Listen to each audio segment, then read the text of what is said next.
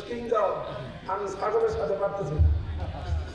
তো এরকম ভাবে একদিন মাঠের মধ্যে সব ছাগলের বাচ্চার সাথে বাঘের বাচ্চাও খেলতেছে, আর ছাগলের বাচ্চার গুজাকেও কাঁদতেছে। সব ছাগলের বাচ্চা গুজায় আর বাঘের বাচ্চা কাঁদে। দূর থেকে বড় একটা বাঘ এই দৃশ্য দেখছে।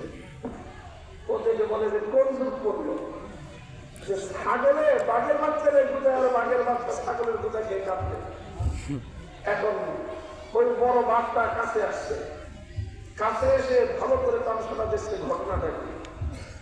যখন বাঘের বাঘ এসে কাছে এসে একটা গর্জন দিয়েছে, একটা হুঙ্কার দিয়েছে, তো বাঘের এক হুঙ্কারে তো পাহাড় পর্যন্ত কেঁপে উঠে। বাঘের গর্জনের মধ্যে আল্লাহ পাক শক্তি রেখেছেন। বাঘের গর্জন যখন ছাগল শুনেছে তো সব